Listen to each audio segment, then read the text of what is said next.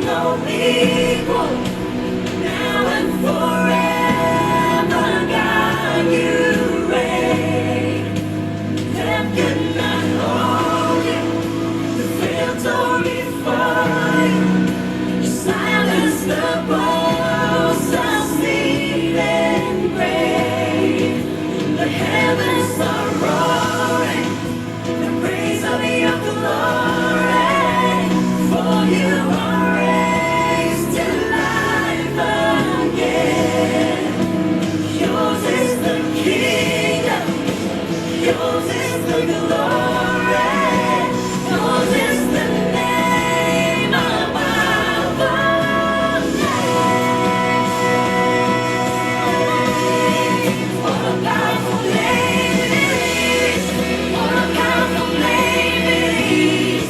The name of Jesus Christ, my King. What a powerful name it is! Nothing can stand against. What a powerful name it is! The name of Jesus.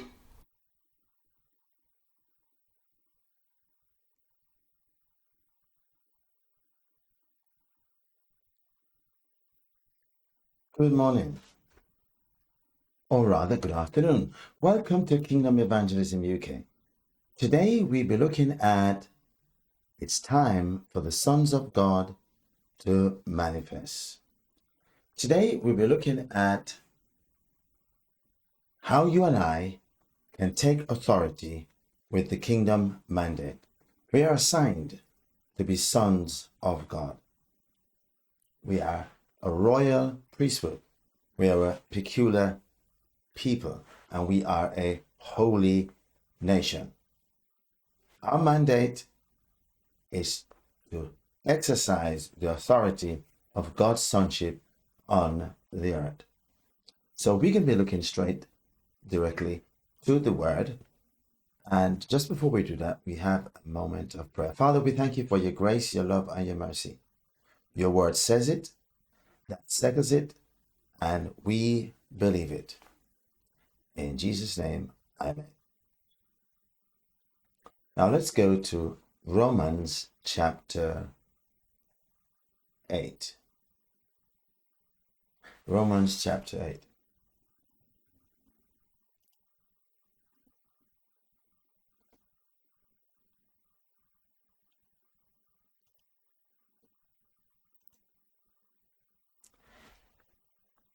Romans chapter 8 and verse 1 says, I consider that our present suffering is not comparable to the glory that will be revealed in us.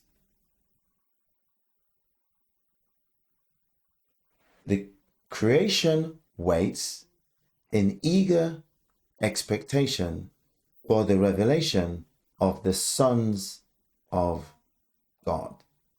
Now the text here, St. Paul is saying that the creation, the sun, the moon, the star, the earth, the creation around us is in eager anticipation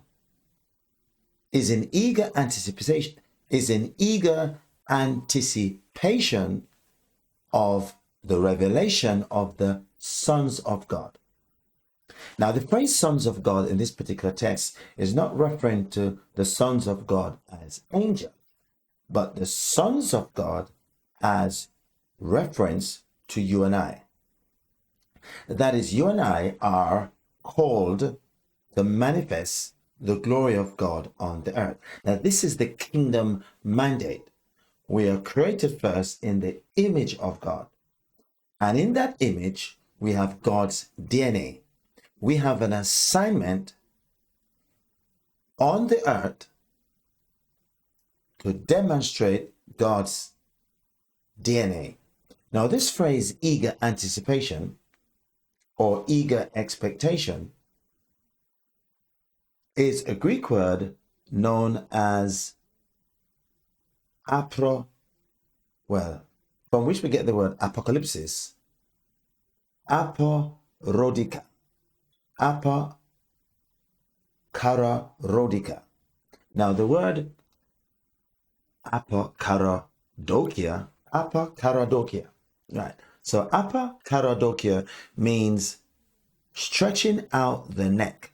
That is like an athlete going to the finish line and is anticipating getting to the end of the line. That's how much creation is waiting for the manifestation of you and I on the earth. Now, the phrase sons of God in the Hebrew concept actually means Ben Elohim.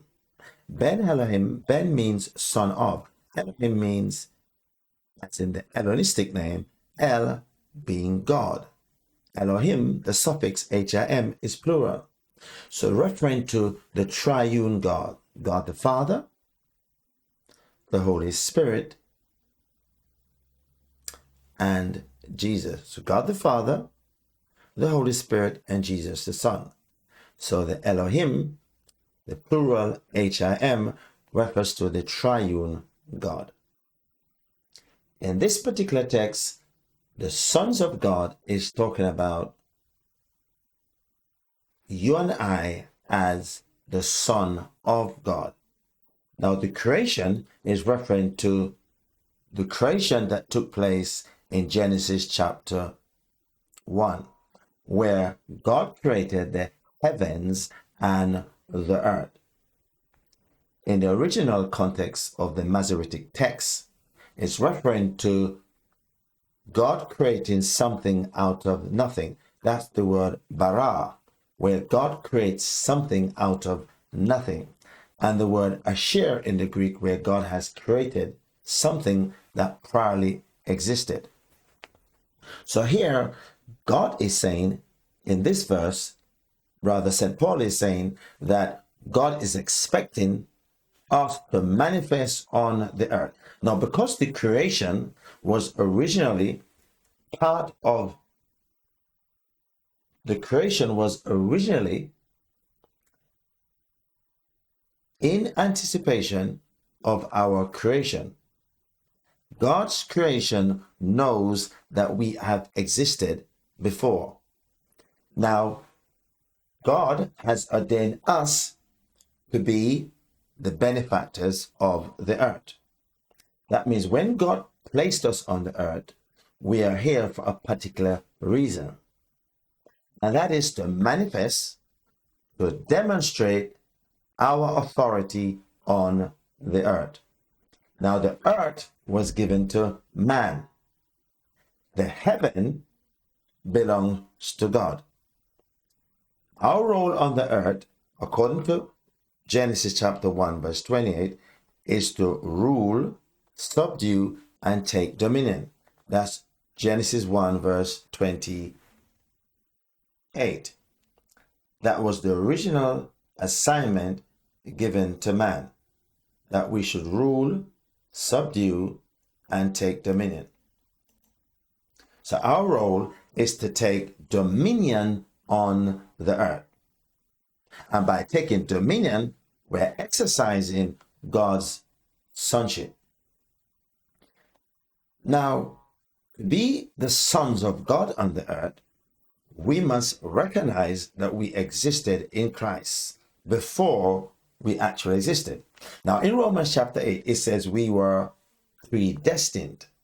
That is, according to the election period, we were predestined and foreordained to be here. That is, before the foundations of the earth, God created us out of nothing to be here on the earth. So the earth was created for man, and the heavens was created for God.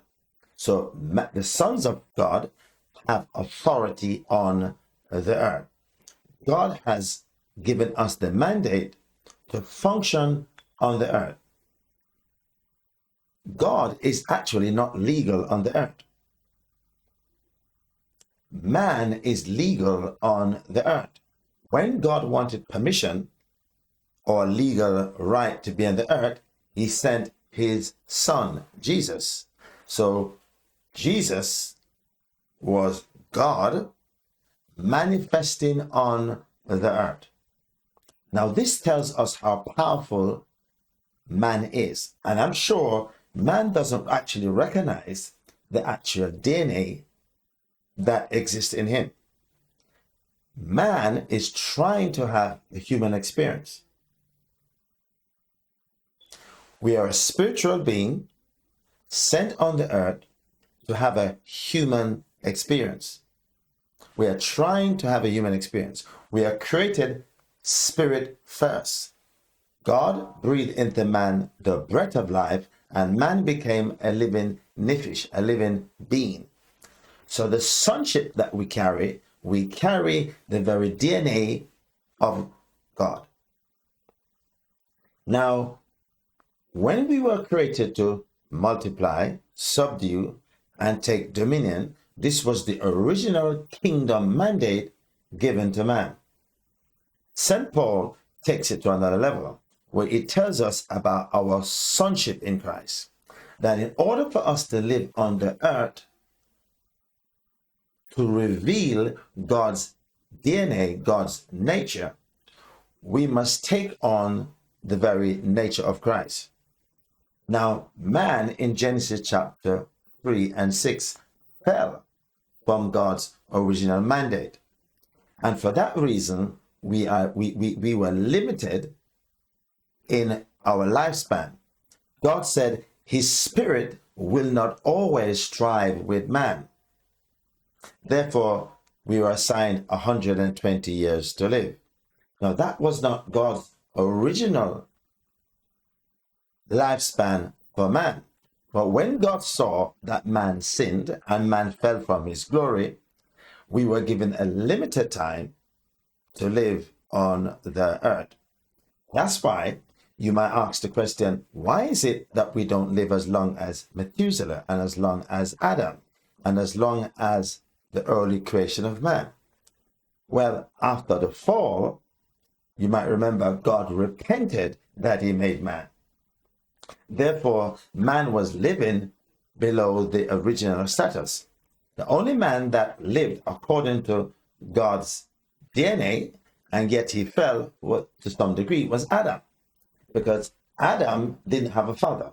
Adam really didn't have a mother. Adam was created directly from God. Adam was the first man made in God's image.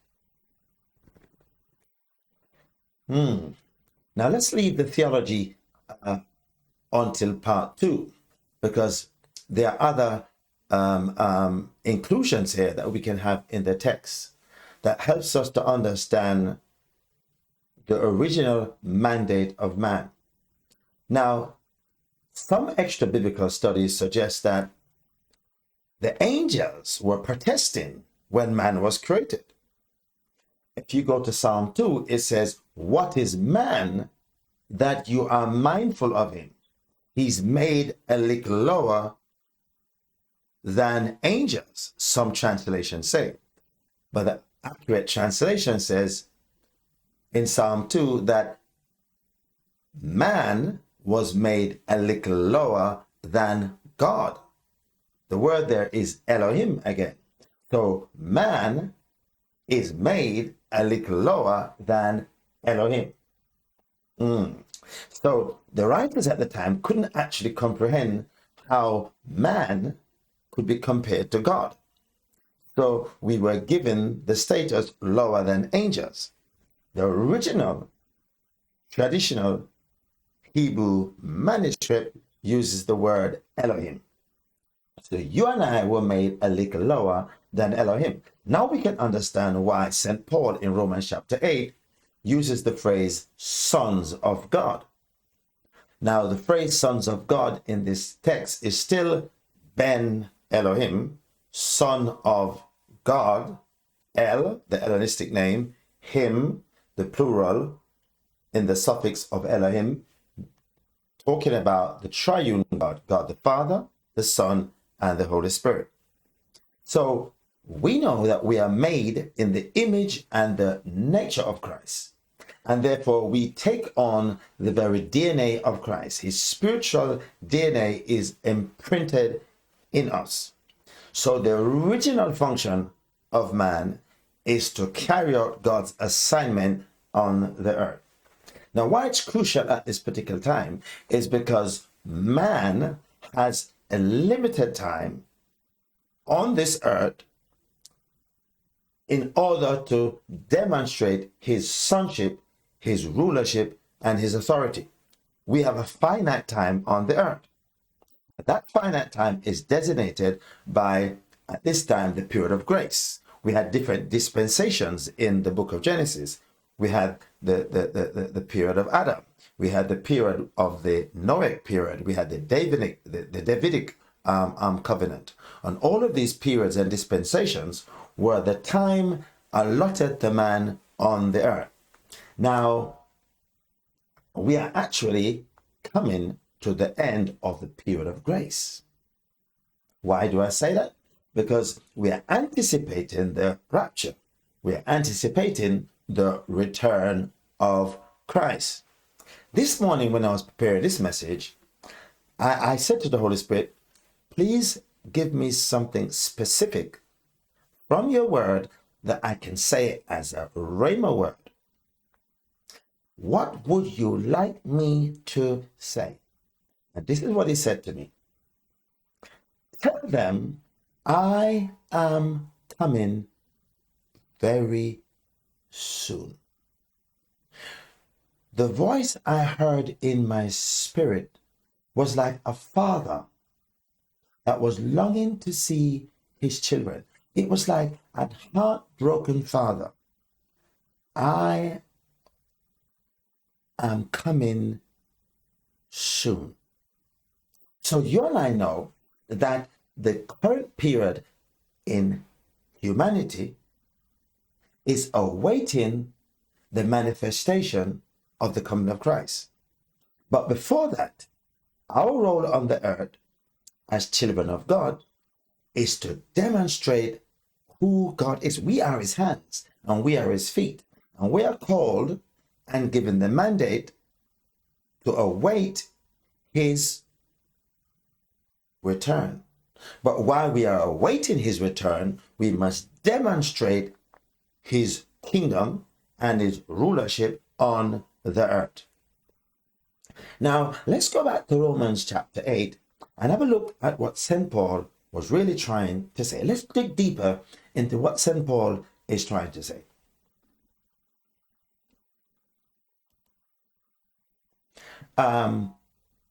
Let's look at verse 20. For all the creation was subjected to futility, not by its own will, but because of the one who subjected it.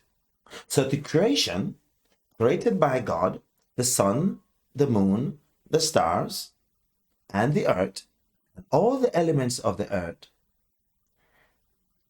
is subjected to God's authority. Verse 21, in hope that the creation itself will be set free from the bondage of decay. Now, that means that the earth is awaiting our manifestation. If you and I don't rise up to the responsibility to take on God's DNA, the creation is in bondage, awaiting the release that should come from our glory, and brought into the glorious freedom of the children of God. So you and I are called to set free creation from its bondage. Why is it in bondage? It's awaiting our manifestation. In verse 19, it says it's eagerly waiting the revelation of the sons of God. Now, remember, at creation, we were present. So creation was able to witness the creation of man. Now, creation knows who the sons of God are. The sun, the moons, the star, they are awaiting our manifestation. And they have not yet seen our manifestation. What we call acts of God is the creation groaning with earthquakes, groaning with storms and hurricanes. The earth is travailing because it's anticipating the sonship of God, asking us to manifest. The problem is, while the earth is waiting on manifestation, the earth is seeing man take on a role that God did not assign it to be. Creation is becoming weary because creation is not seeing our sonship. The earth is seeing us worship cows. Creation is seeing us worship God that didn't assign to us. Now remember, at creation, Allah was not at creation. The only person at creation was Elohim. No other God was present at creation other than Elohim. Muhammad wasn't there. Hare Krishna was not there. The Baha'i faith was not there. The Mormon doctrine was not there. Roman Catholicism was not there. The only person at creation was God speaking to man, breathed into man the breath of life, and man became a living nefesh, a living soul, a living being, created in the DNA of God. The dispensation of grace is coming to an end. And as the dispensation of grace comes to an end, we recognize that man is falling short of his creation. Let's go back to Romans chapter 8 and dig deeper into what St. Paul calls travailing and moaning.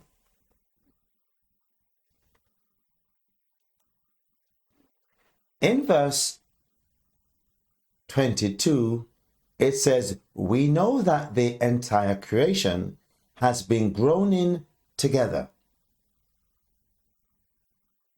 in the pains of childbirth until this present time."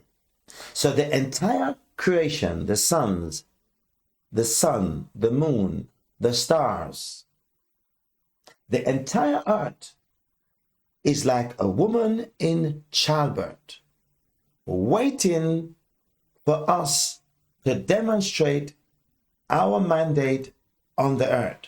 And that mandate is to demonstrate our sonship in God. However, man is not rising to the authority and to the responsibility that God has assigned us, and that is to demonstrate our rulership on the earth. Creation is becoming weary. So it's like a woman about to give birth to a child. That travailing, that groaning as a woman about to give birth is creation wanting to give birth to the sons of God. So creation has a role to play. The psalmist says, "Let the sea clap their hands. Let the mountain worship his creation." So everything in creation is awaiting the manifestation of the sons of God. However, creation is not seeing us rise up to our calling. Now, what we call earthquakes is creation awaiting our manifestation. What we call storms and hurricanes and typhoons is simply the creation groaning like a woman about to give birth, awaiting, anticipating the apocalypse of the rise up to our creation. We finite time who we are and of God. Now, something else that St. Paul is trying.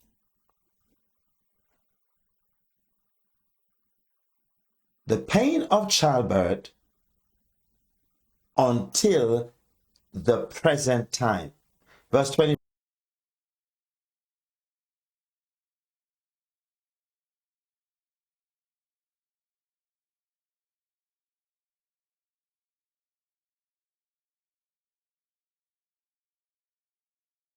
Not only that, but we ourselves, we have the first fruit of the Spirit. We groan inwardly because we're the first fruit of the resurrection. We are also the first fruit of God's creation. We groan inwardly as we wait eagerly for our adoption as sons, the redemption of our body. So we are also awaiting our redemptive body. That is in 1 Corinthians chapter 15, where it talks about our body will be changed from mortal to immortality. So we are groaning inwardly because we are also realizing that there is a finite time for us to demonstrate our sonship on the earth. Now, this message is profound and serious, what St. Paul is saying here, because St. Paul is trying to tell you and I that we groan inwardly as we await for our adoption as sons. That is, we recognize that our time on the earth is coming to an end. Therefore, we are groaning inward. It's like our spirit is in anticipation of our adoption. Our spirit is eagerly awaiting our adoption as sons of God. It's recognizing that our limited time is coming to an end. And for that reason, we are groaning. For that reason, we are eagerly waiting. Have you noticed the number of even natural deaths that are taking place? I believe when people have a glimpse of what's happening in glory, when they see the difference between this life now and the life to come, which is the afterlife, I think they press into this anticipation by telling God, we are ready to depart from this body.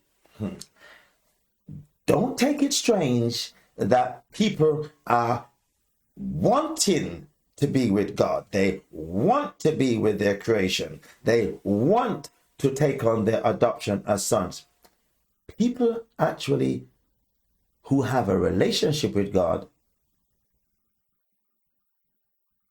seem to prefer to leave this earth to be with God. And let me tell you this, our assignment on the earth has not yet come to an end. The vision that we have been given as man has not yet come to an end.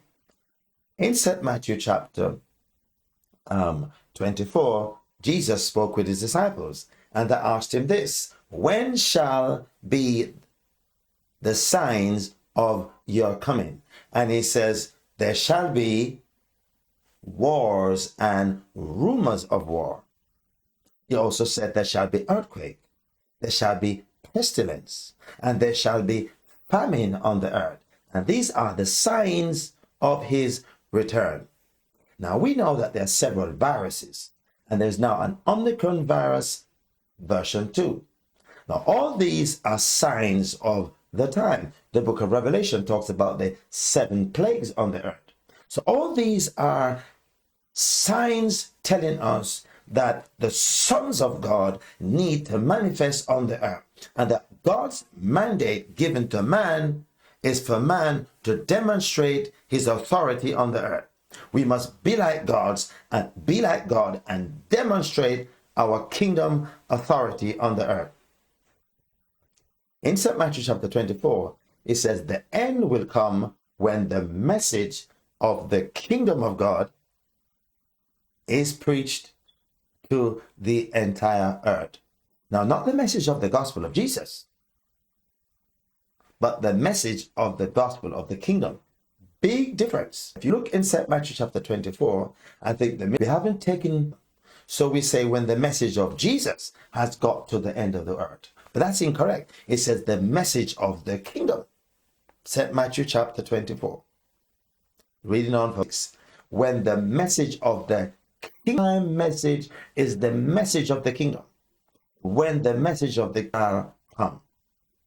Now the wars and the rumors of wars are simply the first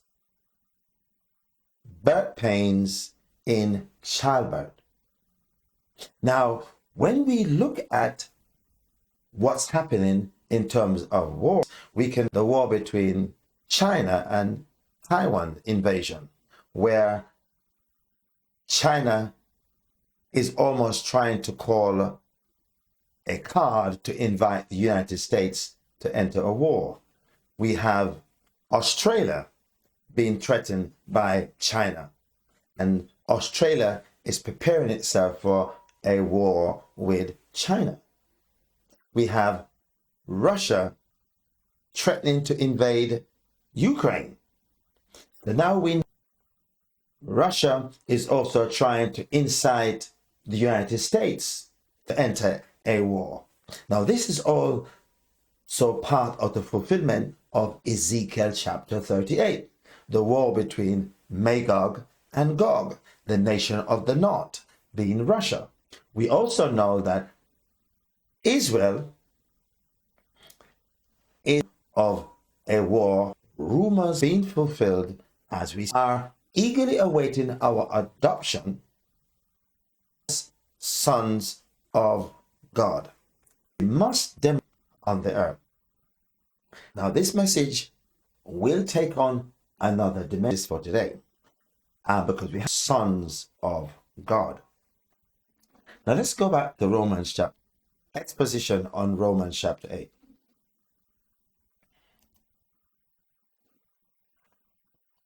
Verse 20 says, verse 24.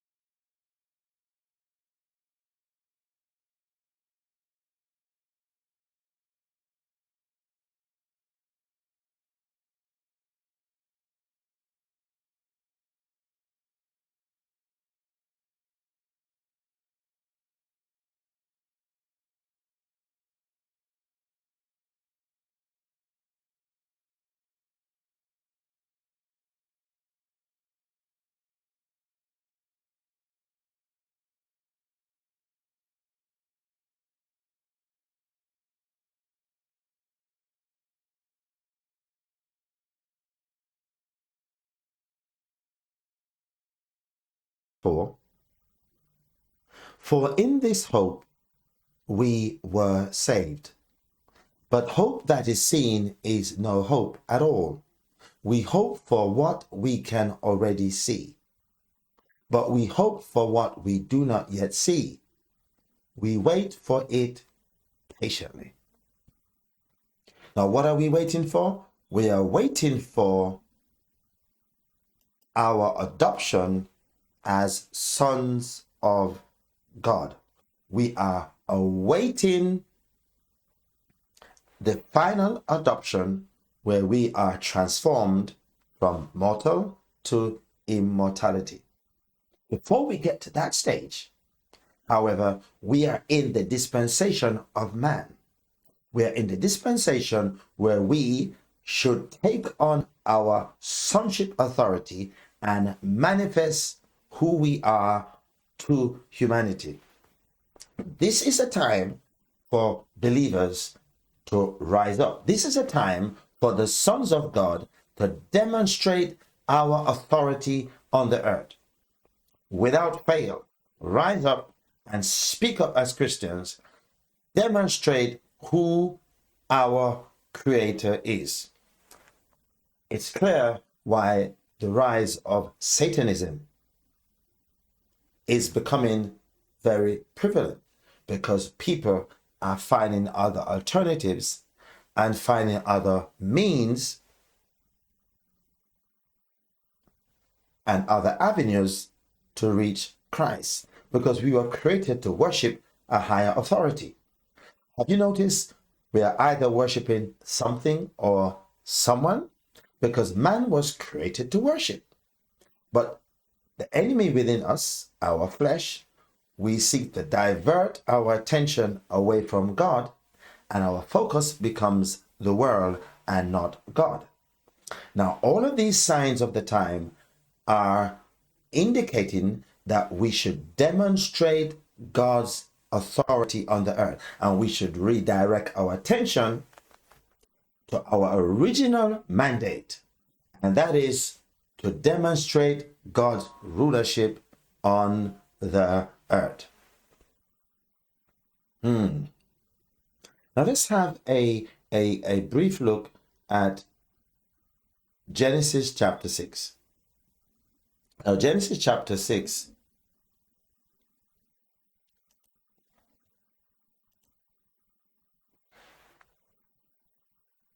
verse 2, the sons of God saw that the daughters of men were beautiful. Now, we're going to leave the next phrase for another time.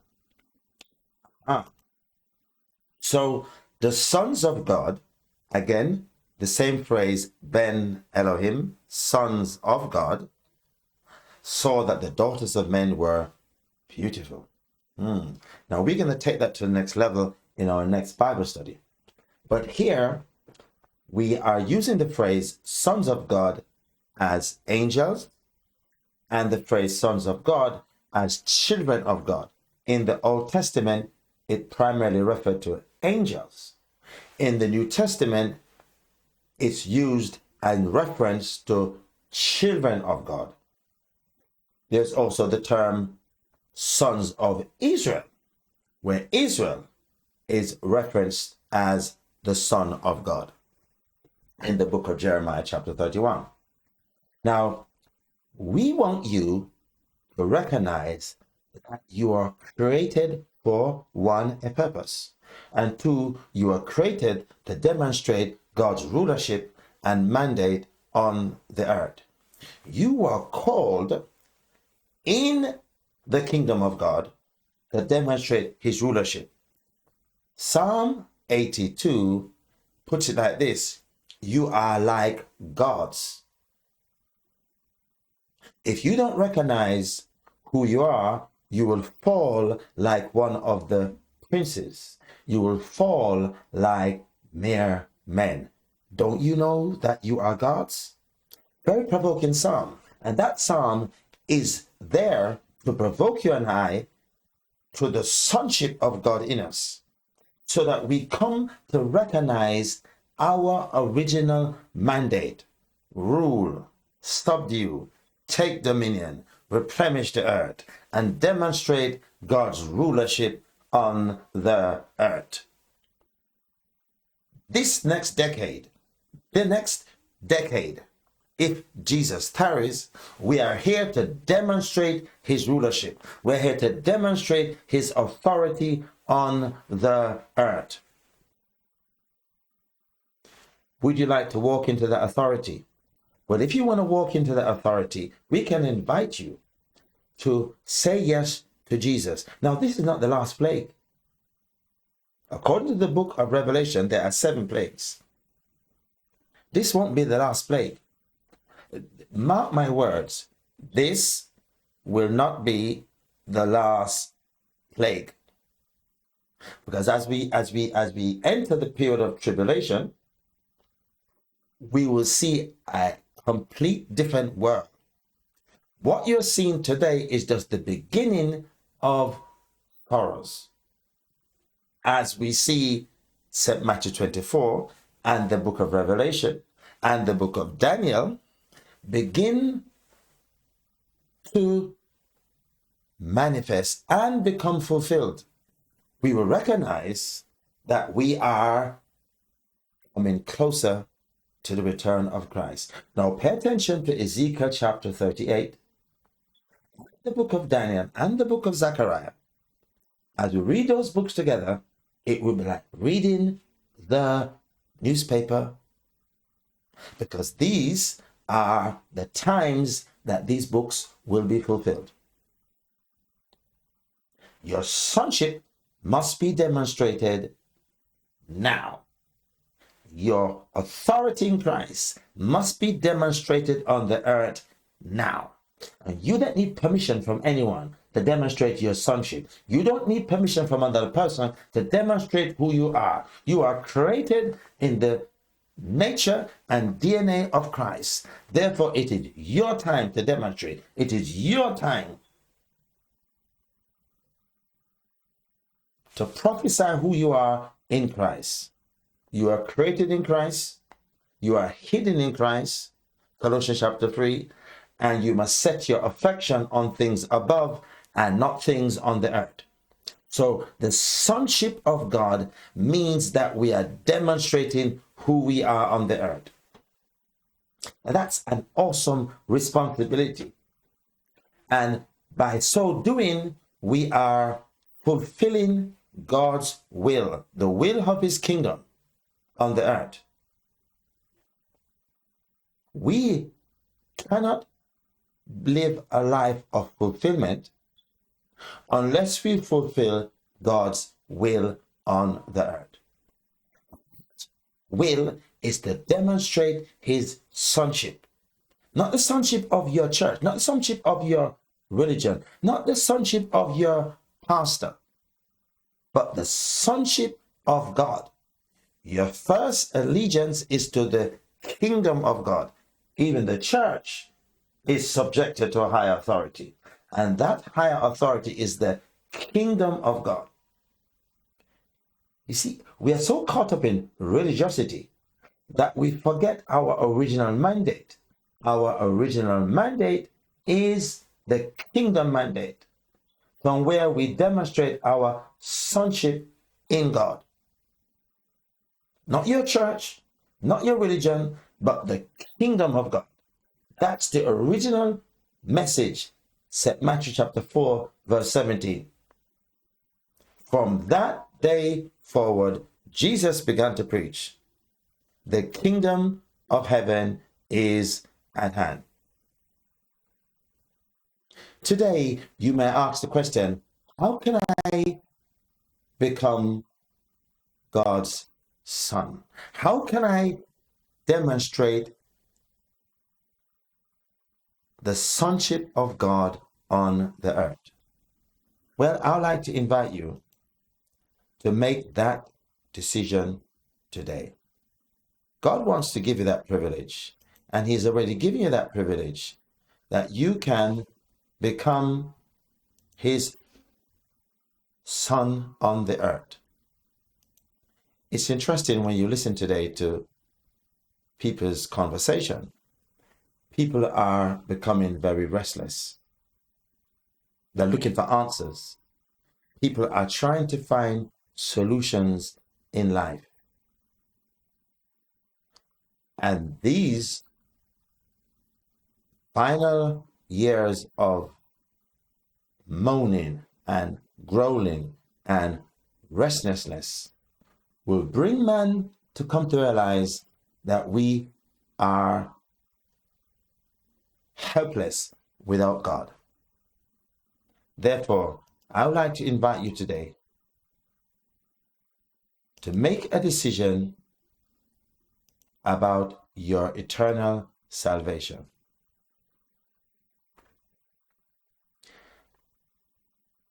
A period in time where we are tested beyond our limits, tested beyond our wits. Hope. There is hope beyond this life. Remember, the Bible says, if in this life only we have hope, we are like men most miserable. I'd like to invite you today to make a decision about your life. In Romans chapter 10 and verse 9, it says, if you confess with your mouth and you believe in your heart that Jesus is risen from the dead, you shall be saved. Because with confession, with the heart, we believe unto salvation. And with our mouth, we make a confession to salvation. Why don't you pray this prayer with me? Dear Heavenly Father, I thank you for your precious blood.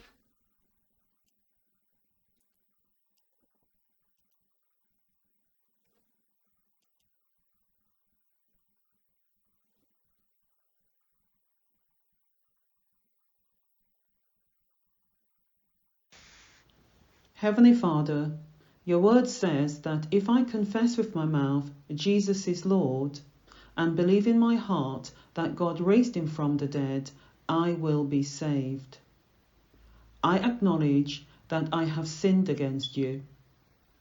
I repent of my sins. Wash me with your blood. I confess that you are my Redeemer. I boldly accept that you are now Lord of my life. In Jesus' name, Amen.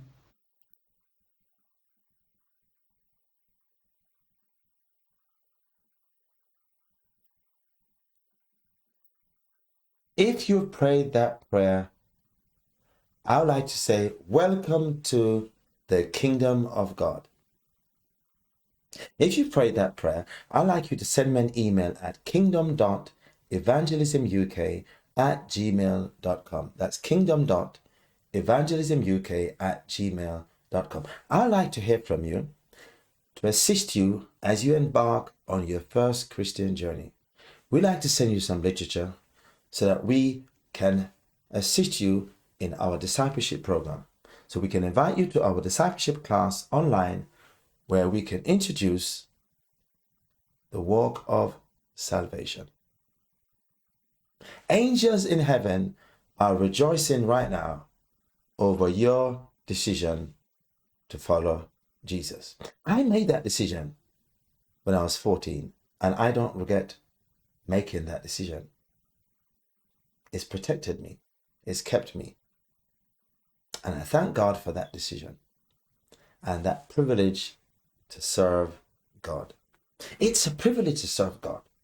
It's an honor to serve him. It's a privilege to have the responsibility to serve God. I'm bringing the church to you because the church is just a building. The real essence is your relationship with God. So I want to hear from you so I can encourage you in your first steps as a believer. I'm looking forward to your email. Amen. Now, I want you to just stand by before we go into prayer. I'd like to tell you about our upcoming services for the week.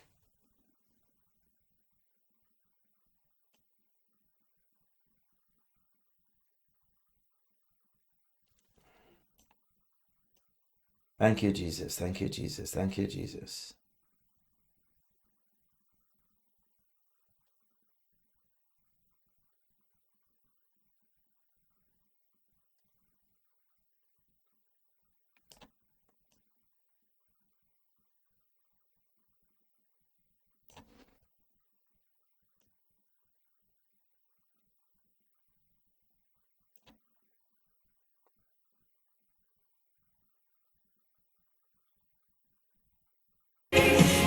Worthy is your name.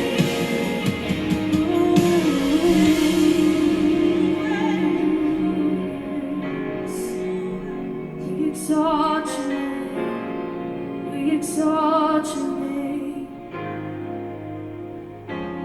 Be exalted now in the heavens as your glory fills this place. You alone deserve all praise.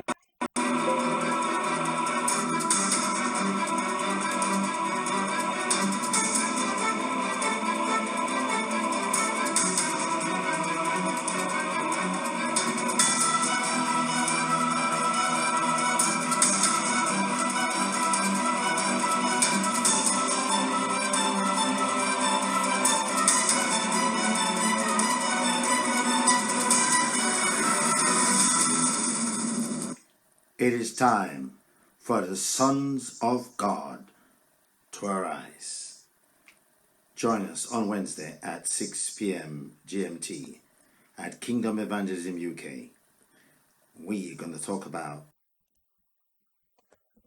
Okay, so that's our part 2 on Wednesday. Join us for part 2 as we talk about the demonstration of the sons of God on the earth. I want to pray with you before you go, that you may have a wonderful and fantastic week in the presence of the Lord. Let's pray. Father, I thank you for your grace. I thank you for your love. I thank you for your mercy towards us. May his grace rest upon you. May he lift up the light of his countenance upon you. May the Lord give you favor, and may the Lord grant his blessing upon you. May his face shine upon you, now and forevermore. Amen. May God bless you, and thank you for tuning in to Kingdom Evangelism UK. God bless you.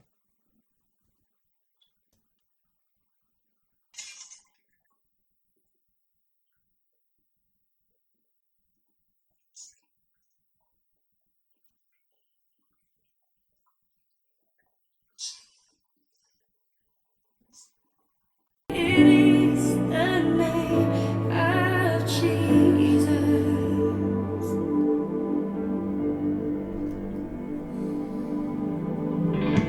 You didn't want heaven without us, so Jesus, you brought heaven down. Our sin was great, your love was greater. What can separate us now? What a wonderful name it is. What a wonderful name it is.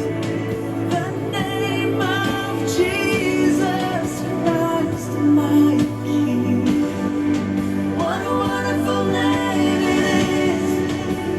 Nothing compares to this. What a wonderful name it is. The name of Jesus. What a wonderful name it is. The name of Jesus.